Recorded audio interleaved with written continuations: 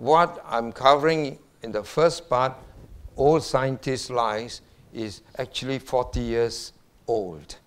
But because, although it's already settled 40 years ago, the same lies still reappear in textbooks today, biology textbooks, some science textbooks. And so you need to know these three groupings. That's the first thing I want to get across to you.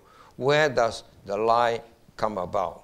So the details, you please have to follow the notes. It's a lot of notes, but it's to help you be able to follow the argument so that I don't have to read word for word. So there are three areas of lie. The first and most common, which is quite long ago, in fact, I think almost 100 years ago already, this lie was propagated by a guy called Heckel. This one I've shown you, Heckel, where he drew pictures of embryos. It's all, and he take one picture and repeat the next. He just replicated and copied the same and say, oh, all animals and man have the same shape of embryos. This one I've talked to you about 2 weeks ago. And you say this is a very old lie. So this is what Stephen Jay Gould, an evolutionist, well-known professor from Harvard, and he recorded in Natural History, page 344, published year 2000. Okay, so that's a reference. Because if you just say, speak out like that, and people will say, well, where do you get it from? Well, that's where you get it from. And this is what he says. Heckel's drawings, despite their noted inaccuracies, entered into standard student textbooks of biology. Evolutionists say this. He said it's inaccurate. That's a nicer word. Actually, they are outright lies. And so you'll find that at the back of your newsletter, there are two sets of pictures of Heckel's first drawings. And then the second row at the back of your newsletter are the true shape of embryos. They are entirely different. But this man continued to lie, a professor, he's a so-called scientist.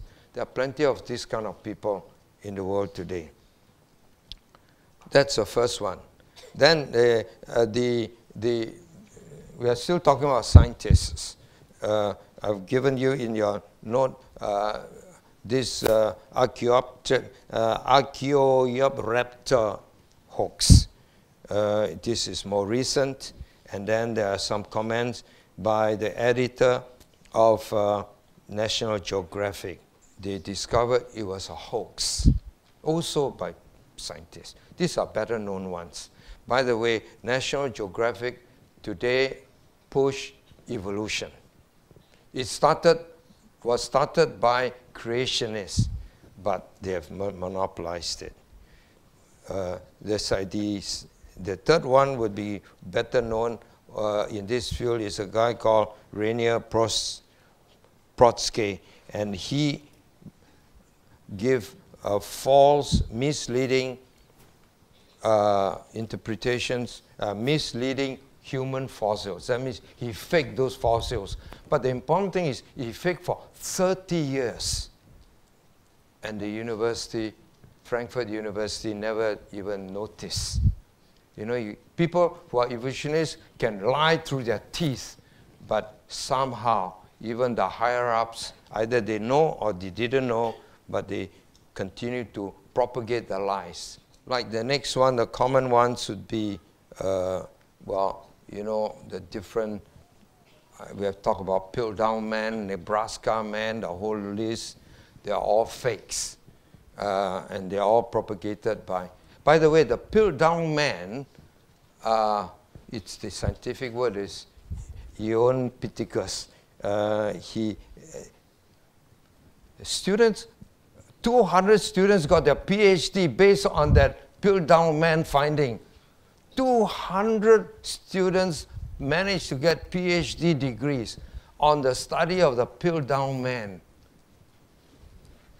Sometimes PhD degrees may not be worth very much. But so that's the first group. Scientists themselves try to generate information that proves evolution. And when they cannot prove, when it contradicts, like last session when I took you, I said there is this professor,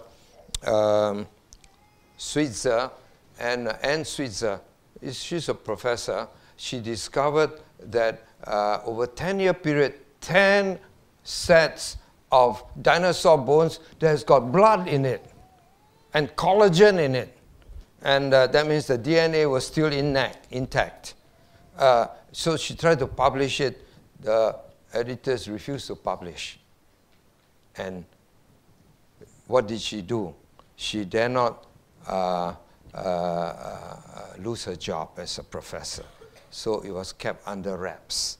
Today, you never see anything in the newspaper beyond a statement that says, dinosaur bones were found with blood on it. But after that, what does it mean? It's all cut off. How can blood last 70 million years? Dinosaurs were supposed to be gone 70 million years ago. That's exactly what evolutionists say. So how come 70 million, can blood remain 70 million years? Or 1 million years? Can it? Obviously not. More like a few thousand years, and that's if there's a quick burial.